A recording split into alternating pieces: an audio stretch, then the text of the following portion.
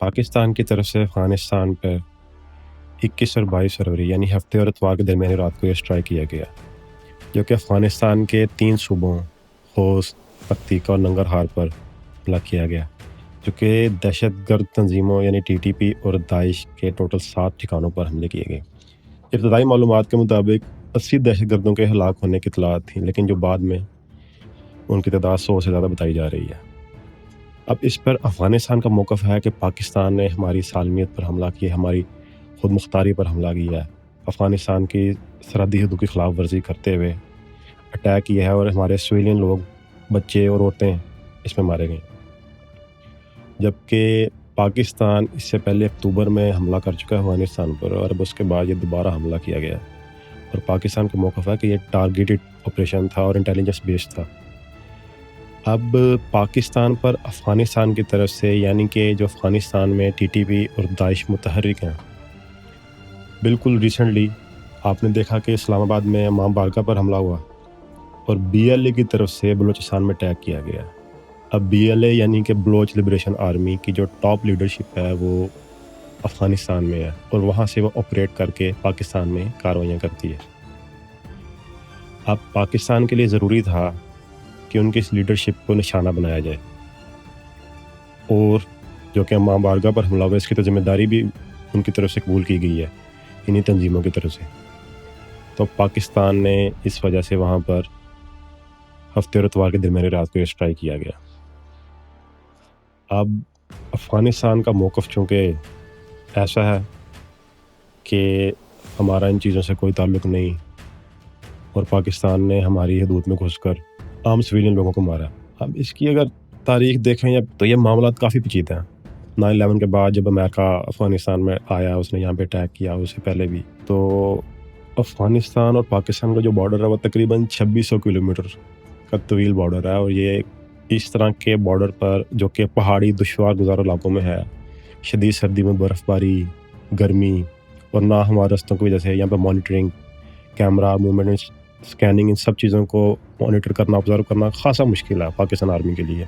और इन इलाकों में चूँकि ये बॉर्डर के साथ साथ वाक़ हैं, अफ़गानिस्तान और पाकिस्तान के इन इलाकों में आपस में लोग एक ही कबाइल और रिश्तेदारियों में हैं, तो आना जाना ये वो, फिर उसके साथ साथ स्मगलिंग, मंशियात की स्मगलिंग, असले की स्मगलिंग वो भी साथ साथ होती है, जिस पर पूरी तरह मॉनिटरिंग करना ख़ासा मुश्किल होता है। अब ये 2600 किलोमीटर की तवील बॉर्डर लाइन है। अफ़गानिस्तान का शुरू से एक अजीबोगरीब मौक़िफ़ रहा है। वैसे डेवरा लाइन जो कि अंग्रेज़ की बनाई हुई थी, ब्रिटिश दौर की, वो ऐसे बॉर्डर नहीं मानते। वो कहते हैं ये तो बॉर्डर है ही नहीं, आप लोगों की एक फर्जी बनाई हुई, हम तो ऐसे बॉर्डर नहीं मानते। वो ये अफ़गानिस्तान से आगे जो केपी के तक काफ़ी सारा इलाका को अपने अंदर ही कंसीडर करते हैं। तो अगर वो इस अटैक के बारे में बात भी करें तो वो कहेंगे कि हमारा अपना इलाका है, ड्यूरल लाइन। तो लिहाजा पाकिस्तान की तरफ से अफ़गानिस्तान को काफ़ी सख्त जवाब देना बहुत ज़रूरी था। अब इस पर इंडियन मीडिया की भी जो अंदाज़ है वो भी ख़ासा मज़ाक़ अंगेज़ सा है। इंडियन मीडिया आप लोगों ने देखा होगा, जब भी पाकिस्तान के बारे में बात करता है, दहशतगर्द हमलों की या इंडिया के अंदर होने वाले अटैक्स पर पाकिस्तान के इन्वॉल्वमेंट की, तो मदरसों का ज़िक्र हमेशा बुरे अल्फाज में करता है कि मदरसों में यहाँ पर दहशतगर्द बनाए जाते हैं, ये वो सारा कुछ। अब उसने अफ़गानिस्तान के इस अटैक पर ऐसी दिलचस्प किस्म की जो ख़बरें चलाई हैं, उसमें लिखा गया था कि पाकिस्तान की तरफ से अफ़गानिस्तान के मदरसों पर हमला इन रमज़ान, यानी कि इसको वो टच दे रहा है कि जुल्म किया पाकिस्तान ने कि रमज़ान में अटैक करके, तो पता नहीं क्या पाकिस्तान ने जुल्म कर दिया। हालांकि एक तरफ वो बता भी रहा है कि मदरसों में हुआ है, जो उसके बगौल यहाँ पे अगर दहशतगर्दों को तालीम दी जा रही थी या जो भी है, तो खैर ये तो चलता रहता है। अब जो अफ़गानिस्तान का मौक़िफ़ है कि यहाँ पर सिर्फ सिविलियन लोगों को मारा गया और औरतें बच्चे मारे गए हैं, तो उनका ये झूठ तो इस तरह बेनकाब हो जाता है कि वहाँ पर फौरी तौर पर मीडिया कवरेज रोक दी गई। उन्होंने टोटली मीडिया कवरेज रोक दी गई। किसी किस्म की कोई आपको उसकी जो वीडियोज़ हैं उस इलाके की इस तरह नहीं मिली होंगी, सिवाय इसके कि जहाँ पर वो अपना रोना धोना कह रहे हैं कि हमारे सिविलियन लोग मार दिए, बच्चे बूढ़े मार दिए, सारे औरतें मार दी। अब बात यह कि ये जो दहशतगर्द हैं टीटीपी और दाइश वाले, ये रहते तो वहाँ पर अपनी फैमिली के साथ ही हैं। जब ये जाते हैं अपनी मीटिंग्स में या अपनी इन कार्रवाई में, तो उसके बाद आते अपनी इन्हीं फैमिलीज़ में हैं। तो जब उधर अटैक होना था تو ظاہری سی بات ہے کہ ان کی فیملی جو ساتھ رہتی ہیں ان لوگوں کو بھی نقصان تو پہنچنا تھا. تو یہ نہیں کہ پاکستان نے کوئی چون کے بجائے سے کہ دہشت گرد مارے جاتے ہیں سویلین لوگوں پہ اٹیک کیا، ایسا تو نہیں ہے. اب جب ایک یہ جو رول بیس قسم کے ایک جو پالیسی پوری دنیا میں اپنائی جاتی تھی کہ کوئی ملک کسی دوسرے ملک میں جا کر اس کی سالمیت کی خلاف ورزی کرتے ہوئے اس کے اندر کسی قسم کا کوئی اٹیک نہیں کرے گا.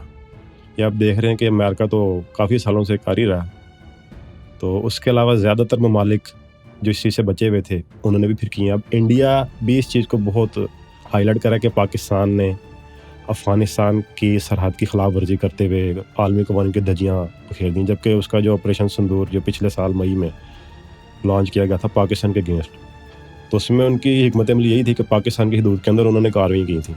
تو وہاں پر تب یعنی کہ ٹھیک تھا، تو اب پاکستان نے کیا تو وہ غلط ہے، اور اس سے پہلے پاکستان نہیں کر رہا تھا تو وہ ٹھیک تھا. اب جو اسرائیل جو جواز بناتا ہے وہ بھی یہی بنا کر غزہ پہ فلسطین کے اندر اٹیک کرتا ہے کہ وہاں سے حوثی، حماس اور حزب اللہ کے جو فائٹرز ہیں وہ ان پہ اٹیک کرتے ہیں. پاکستان اس چیز سے آپ دیکھ رہے ہوں گے کہ کافی عرصہ سے تقریباً شروع سے اس چیز سے پرے پری رہا ہے. اس نے اس رول کو نہیں توڑا، لیکن اب پاکستان نے بھی دیکھ لیا کہ اس سے کام نہیں چلتا، اسے پھر مجبوراً افغانستان کے اندر پچھلے سال اکتوبر میں اور اب دوبارہ اٹیک کرنا پڑا.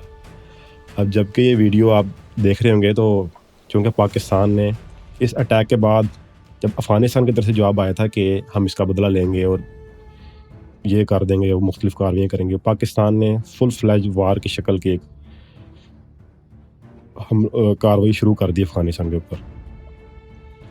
تو یہ جو ڈیورنڈ لائن ہے اس کو اگر آپ دیکھیں 2600 کلومیٹر، تو چونکہ یہ کافی طویل ہے، اس سے سرحد پار آنا جانا، آمد و رفت، نقل و حمل، اس کے اندر کافی دہشت گرد جو کارروائیاں ہیں ان کا خطرہ ہمیشہ رہتا ہے. اب دیکھنا یہ ہے کہ یہ جنگ اور یہ جو دونوں ممالک کے درمیان کشیدگی ہے یہ کہاں پر جا کر ختم ہوتی ہے.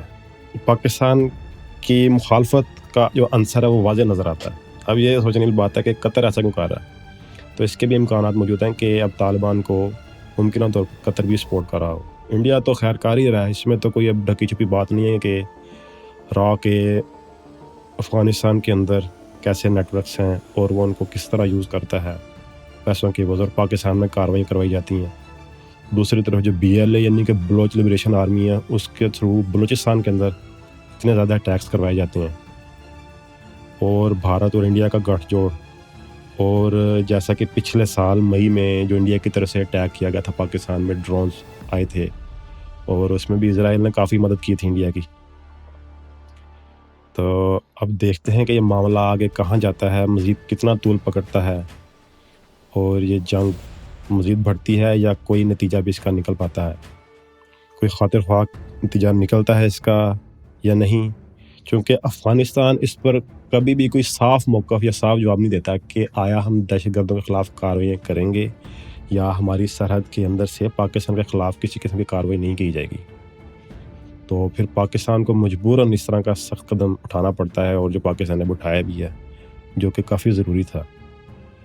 تو بہرحال امید کرتے ہیں کہ یہ معاملہ زیادہ طول نہ پکڑے اور ہم اس کو جلد ہی جلد ختم ہوتا ہوا دیکھ لیں.